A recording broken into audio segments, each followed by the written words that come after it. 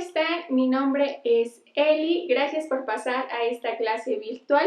El día de hoy vamos a hablar de un tema muy interesante que son los límites de consistencia, así que vamos a comenzar. Algo muy importante a considerar cuando vamos a hacer una construcción es el suelo en el cual vamos a hacer dicha construcción. Por ejemplo, si vamos a hacer una casa, un puente, un edificio, incluso una carretera, es muy importante conocer cómo se va a comportar el suelo que está debajo, ya que el comportamiento del suelo depende de varios factores y uno de ellos muy importante es la humedad. Así que vamos a imaginar que tenemos una línea que nos indica la humedad del suelo. Si suponemos que en esta parte el suelo tiene una humedad que se representa con la letra W del 0% y que conforme va subiendo, este es el punto en donde tiene un 100% de humedad. Cuando estamos en este punto en el cual el suelo tiene mucha agua, tiene mucho contenido de agua, ¿qué es lo que le pasa? Bueno, vamos a hablar de los esfuerzos, es decir, cómo se comporta el suelo cuando está sometido a un esfuerzo. Cualquier objeto que nosotros tengamos podemos someterlo a un esfuerzo. Por ejemplo, si yo tengo este plumón y trato de jalarlo, estoy ejerciendo fuerzas de tensión, y si yo intento aplastarlo, estoy ejerciendo fuerzas de compresión. Existen diferentes tipos de esfuerzos que podemos aplicar a un objeto y uno de ellos es el esfuerzo cortante. Supongamos que nosotros tenemos un objeto que está de esta forma.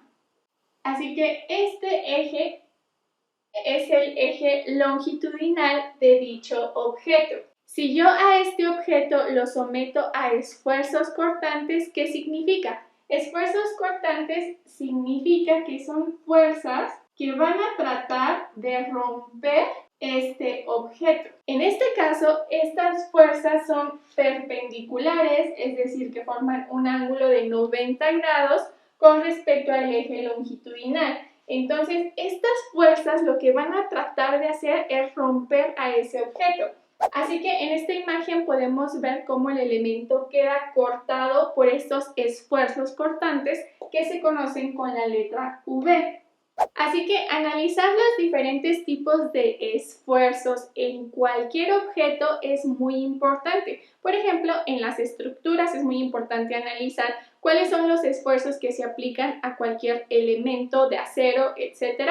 Y eso no solamente aplica para las estructuras, sino que también aplica para el suelo. Como les expliqué al inicio de la clase, lo importante es ver cómo se va a comportar el suelo dependiendo de diferentes factores. Y la humedad, como decíamos, afecta. Por ejemplo, si nosotros tenemos un suelo que tiene un contenido de agua muy elevado, esto va a afectar a su resistencia a estos esfuerzos cortantes. En este caso, va a tener poca resistencia, esfuerzos cortantes. Así que algo que puede parecer tan inofensivo como el agua hace que en este punto se afecte la resistencia al esfuerzo cortante del suelo. Pero conforme esta humedad vaya disminuyendo, estos esfuerzos van aumentando. ¿Y qué va a ocurrir cuando el suelo se encuentre seco? Cuando el suelo está seco, va a tener una mayor resistencia a la tensión y a la compresión. Bueno, cuando estemos en este punto, el suelo va a tener características de un sólido. No sé si han tenido oportunidad de ver una arcilla cuando se seca, se forma como un bloque de ladrillo literalmente. Entonces, en este punto podemos decir que tiene las características de un sólido y además aumenta su resistencia a los esfuerzos de tensión y compresión. Ya sabemos qué es lo que ocurre en los extremos del contenido de agua en un suelo. Pero, ¿qué es lo que pasa en medio? En medio ocurre algo muy interesante para cierto tipo de suelos. Cabe aclarar que no todos los suelos se comportan igual, pero para el caso de los suelos finos, en esta sección de en medio vamos a tener algo que se llama estado plástico, donde se presenta la plasticidad. Así que de eso se va a tratar precisamente los límites de consistencia, de definir esa plasticidad, de dónde a dónde es y cómo afecta al suelo. El origen de los límites de consistencia data del año 1900, pueden creerlo, ya más de 120 años. Y bueno, esto ha trascendido bastante porque es algo que se sigue utilizando. Así que el científico sueco Albert Maurits Atterberg desarrolló un método para poder describir la consistencia de los suelos de grano fino. Aquí nuevamente recordamos el tema de esta clase es límites de consistencia. Por eso es que se llaman así, porque definen la consistencia de los suelos. Aquí es importante notar que hace referencia a los suelos de grano fino, porque este tipo de suelos son los que presentan estas propiedades, como son los limos y las arcillas. Así que el señor Atterberg definió 4 estados para este tipo de suelos dependiendo el contenido de agua. Por ejemplo, si tenemos una línea en donde tenemos un estado completamente seco y vamos aumentando poco a poco el agua, vamos a ver estos 4 estados que son el estado sólido, el estado semisólido, el estado plástico y el estado líquido. Así que utilizando estos 4 estados, Atterberg definió 3 límites diferentes. El primer límite se conoce como límite de contracción. El límite de contracción justamente define la frontera entre el estado sólido y el estado semisólido. Después tenemos el límite plástico. El límite plástico, como su nombre lo dice, delimita el estado plástico del estado semisólido. Y finalmente podrán deducir que el siguiente límite es el límite líquido, ya que delimita el estado líquido del estado plástico. Así que vamos a ver qué significa cada uno de estos límites. Vamos a definir un poco más a detalle qué es cada uno de estos estados. Por ejemplo, el estado líquido. En el estado líquido, el suelo tiene un comportamiento como si fuera un fluido. Después tenemos el estado plástico. Este es muy importante. En este estado, el suelo se deforma sin fisurarse ni romperse. Es decir, que nosotros, si tenemos el suelo en un contenido de agua que esté justamente entre estos dos límites y esté dentro del estado plástico, nosotros podemos moldear ese suelo como si fuera plastilina y el suelo no se va a romper y tampoco se va a fisurar. Es importante recordar que cuando nosotros tenemos un comportamiento plástico, significa que se producen deformaciones permanentes. Así que quiero hacer un énfasis en el estado plástico. Así que cuando el suelo se encuentra en este estado plástico, quiere decir que el suelo tiene propiedades de plasticidad. ¿Y qué es la plasticidad? Bueno, la plasticidad es una propiedad muy útil para poder clasificar los suelos.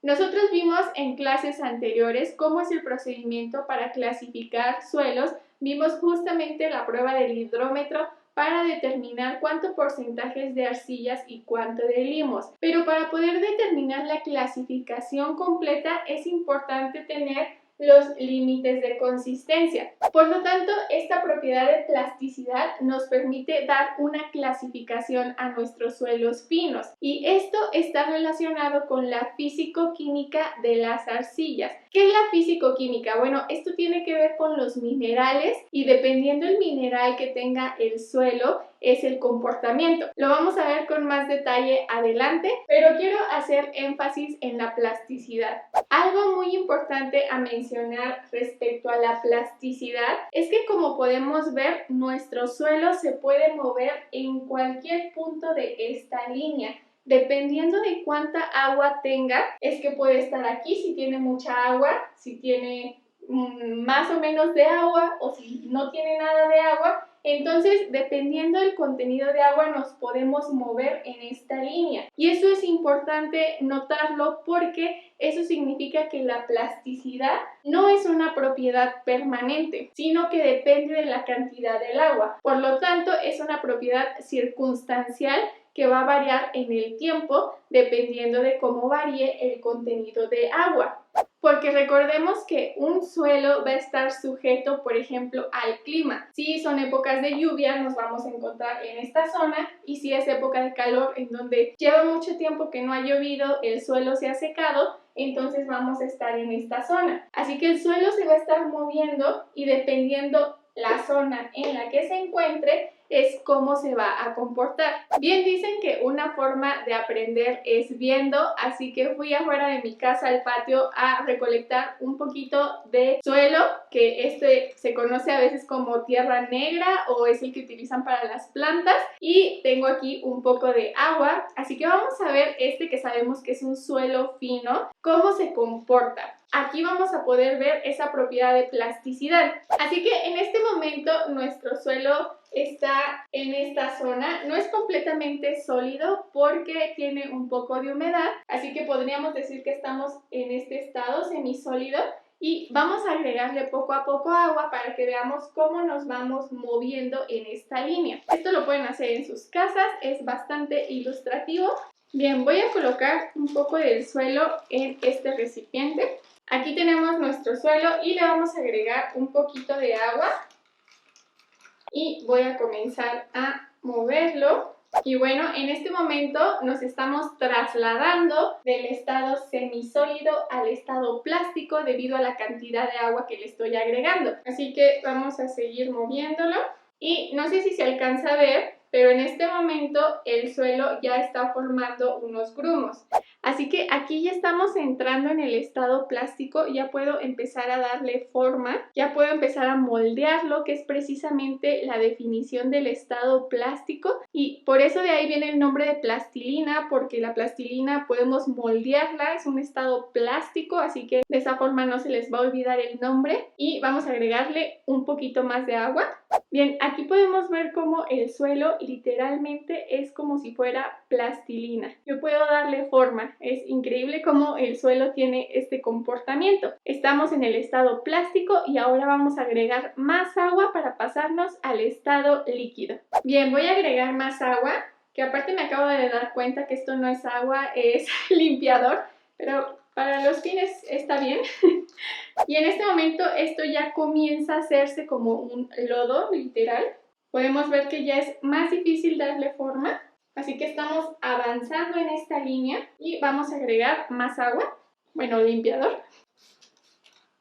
Y aquí yo ya no puedo darle forma a este suelo. Esto ya está muy líquido y en este punto recordemos que es cuando el suelo se comporta como un fluido y cuando tiene baja resistencia a los esfuerzos cortantes. Así que bueno, de esta forma podemos verlo ilustrativamente.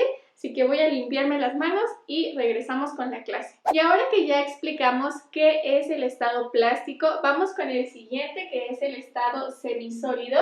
El estado semisólido es cuando disminuye el volumen del suelo al reducir la humedad. Es decir, cuando estamos en este estado semisólido, el suelo tiene una apariencia de ser sólido, pero lo que lo diferencia del estado sólido es que cuando se seca ese suelo sigue disminuyendo su volumen. Así que la definición del estado sólido es que el volumen del suelo ya no varía con el secado. Así que vamos a ver ahora la definición de los límites. Vamos a comenzar con el límite líquido. El límite líquido se define como la frontera que hay entre el estado plástico y el estado líquido. Asimismo, la definición nos dice que este límite líquido corresponde a una resistencia al corte de 25 gramos por centímetro cuadrado. Esto podemos imaginarlo. Recordamos que la resistencia al corte es precisamente esos esfuerzos que tratan de cortar al elemento. Entonces lo que soportaría sería 25 gramos, imaginemos cuánto es 25 gramos, que realmente es poco, por cada centímetro cuadrado. Recordemos que cuando estamos en esta zona la resistencia al corte es muy baja. El límite plástico simplemente se define como la frontera entre el estado plástico y el estado semisólido. Y tomando en cuenta esto estos dos límites surge una siguiente definición que es el concepto de índice de plasticidad. El índice de plasticidad IP es igual a el límite líquido menos el límite plástico. Así que simplemente con esta diferencia ya tenemos lo que se conoce como índice de plasticidad. Y con esto ya podemos definir un siguiente concepto que se conoce como índice de liquidez. Es igual a la humedad menos el límite plástico dividido entre el índice de plasticidad.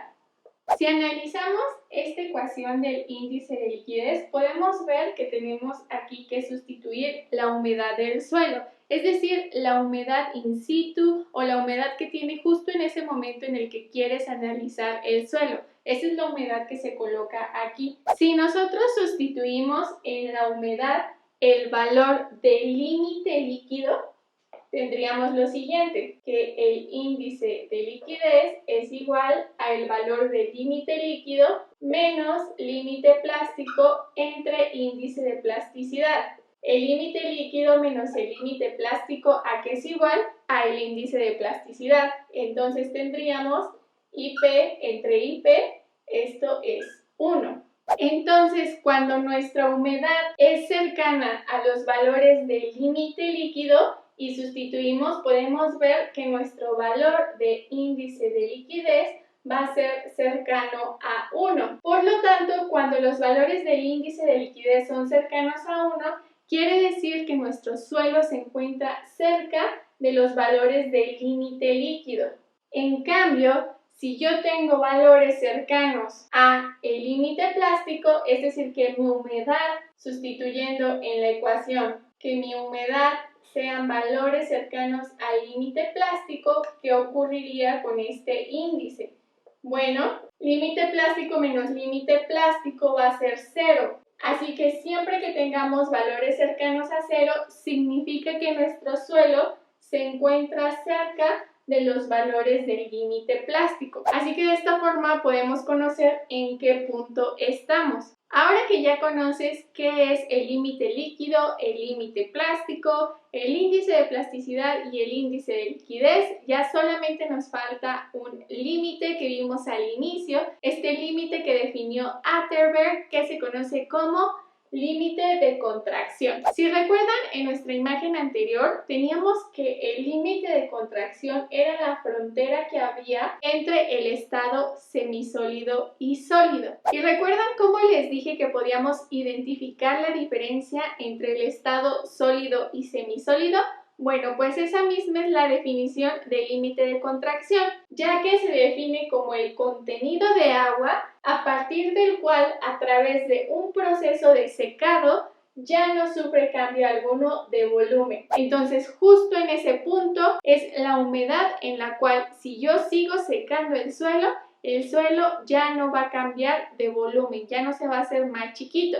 Y esto lo podemos ver de una forma más fácil en una gráfica. Si yo defino una gráfica de la siguiente forma, en la cual tengo en el eje de las Y lo que corresponde a volumen, yo tendría aquí esta línea y después se haría de esta forma. Vamos a analizar la siguiente gráfica que en lo personal se me hace muy bonita, siempre me ha llamado mucho la atención, siento que es muy ilustrativa para entender esto. Así que aquí podemos identificar los 4 estados que definió el señor Atterberg. Tenemos aquí el estado líquido, por lo tanto en este eje la humedad aumenta de esta forma y aquí podemos ver el volumen del suelo. Vean esto qué interesante es. En el estado líquido, conforme se va reduciendo la humedad, el volumen del suelo se va reduciendo y sabemos que esta frontera se conoce como límite líquido. Entramos al estado plástico y se sigue reduciendo la humedad, así que llegamos a el límite plástico y aquí podemos ver cómo el volumen del suelo se sigue reduciendo. Después entramos a la zona del estado semisólido y recordemos que es el límite de contracción.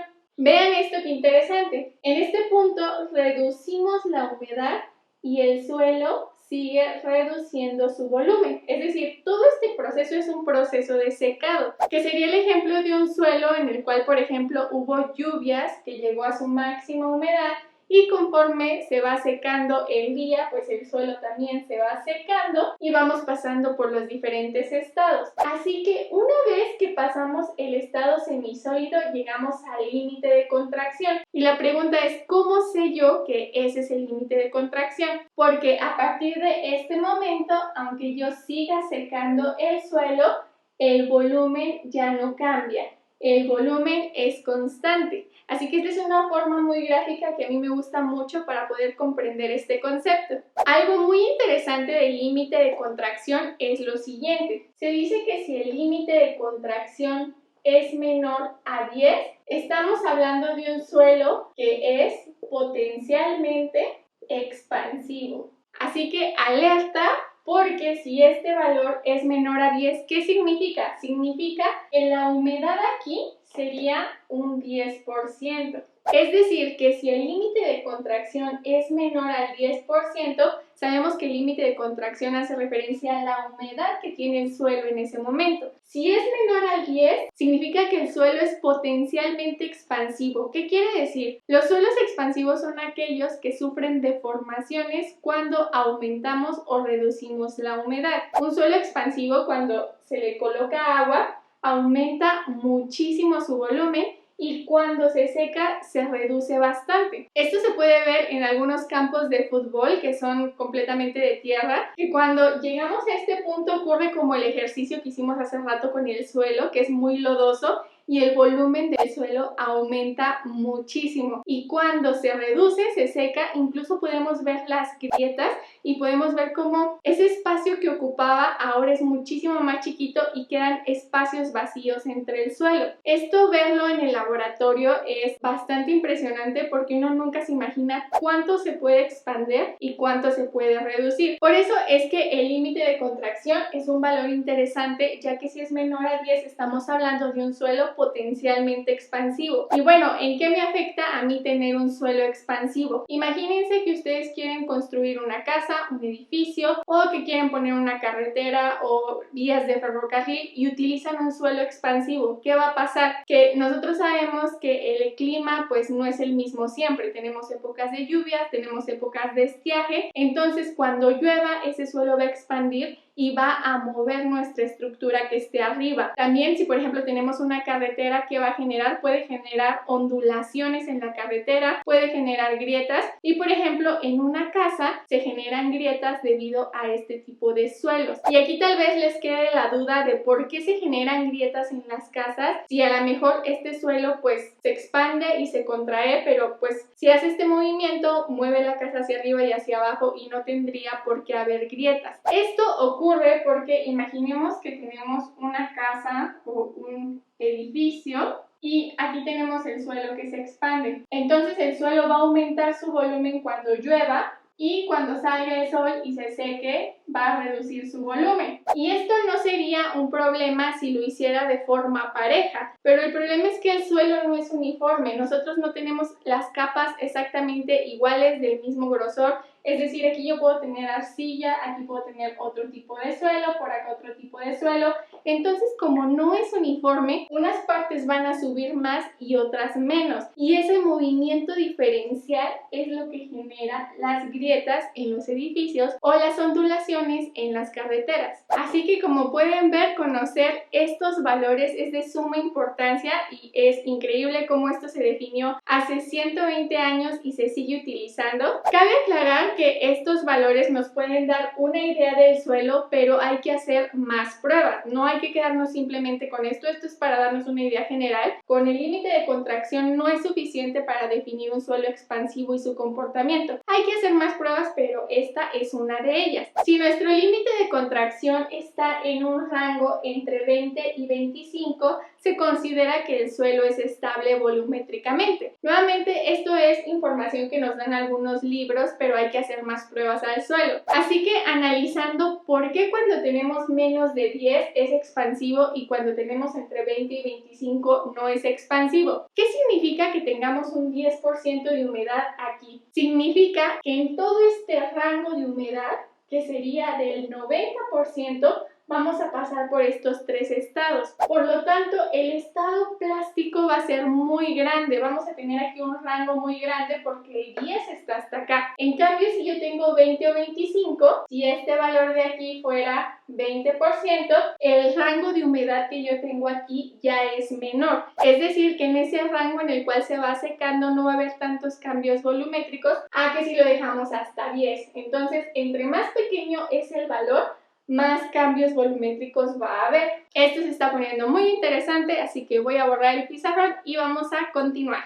Voy a colocarles una tabla en pantalla en este momento. En esta tabla nosotros podemos ver valores típicos de los límites de Atterberg. Podemos ver que dependiendo del tipo de suelo hay diferentes valores que podemos obtener. Esto ya se ha hecho con muchos estudios, entonces vemos que, por ejemplo, para una arena tenemos características no plásticas. Porque primero recordemos que los límites de Atterberg se definieron para suelos finos y la arena no es un suelo fino. Además, si ustedes imaginan una arena en sus manos y le ponen un poco de agua, el comportamiento no es plástico como se ve en las arcillas y en los limos, como el ejemplo que hicimos hace rato. Entonces, la arena tiene características no plásticas y observamos que para el limo podemos tener valores de límite líquido entre 30 y 40, límite plástico entre 20 y 25 y un índice de plasticidad entre 10 y 15. El índice de plasticidad también es interesante observarlo porque como es esa diferencia entre los dos límites que definen al estado plástico, entre más grande sea el índice de plasticidad, quiere decir que tenemos un rango más grande de agua para que haya cambios volumétricos. Así que es importante analizarlo y vemos que los limos,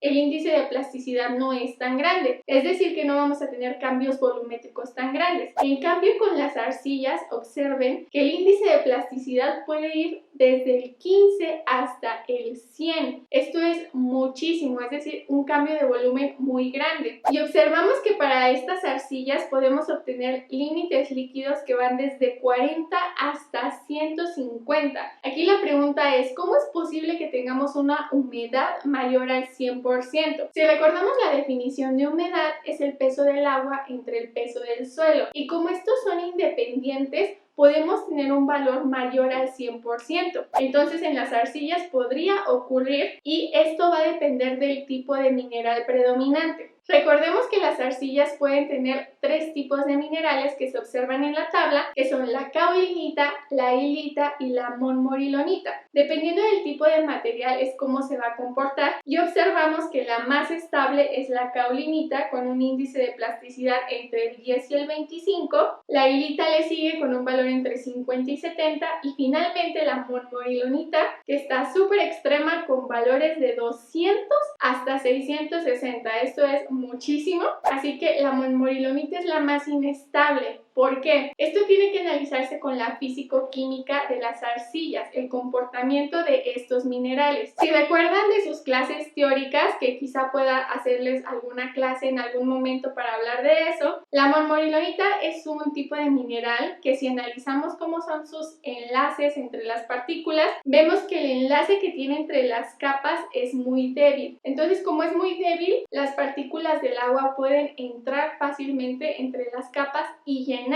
Es por eso que con el agua aumenta el volumen del suelo, porque las partículas de agua se meten y lo empieza a hinchar y por eso tenemos valores de índice de plasticidad tan grandes y límites líquidos incluso mayores al 100% porque tenemos más agua que partículas de suelo. Así que varios años después de que Atterberg definiera estos límites, en 1953 Skempton definió el concepto de actividad, que también se conoce como la actividad de Skempton. La actividad se define como el índice de plasticidad entre el porcentaje de la fracción de arcilla. Recordemos que las arcillas se definen como las partículas que son más pequeñas a 2 micras, es decir, 0.002 milímetros. Para poder obtener este porcentaje de fracción de arcilla se necesita realizar una prueba de hidrómetro que ya explicamos en una clase anterior que te voy a dejar por aquí arribita. Esto, si se fijan, es una pendiente. A está hablando de la pendiente que hay entre el índice de plasticidad si lo graficamos en el eje de las Y, contra el porcentaje de fracción de arcilla. ¿Por qué Skempton definió la actividad como esta pendiente? Porque él se dio cuenta que el índice de plasticidad aumenta linealmente con el porcentaje de la fracción de arcilla. Así que este valor de actividad se define como un índice que nos puede ayudar a identificar el potencial de hinchazón, es decir, cuánto se puede expander los suelos arcillosos. Y existe una tabla que nos puede dar los diferentes valores de actividad dependiendo el tipo de suelo. Así que con todo lo que vimos hoy, tú puedes buscar diferentes tablas que han dado muchos autores para poder identificar el comportamiento que va a tener el suelo dependiendo los límites de consistencia y todos los índices que definimos el día de hoy. Así que esto va a ser todo por la clase del día de hoy porque no quiero alargarla mucho y voy a hacer una siguiente clase explicando cómo se obtienen estos valores en el laboratorio, qué pruebas se pueden realizar y cómo se realizan. Así que muchas gracias por atender la clase del día de hoy. Espero que te haya sido de utilidad y nos vemos en la siguiente.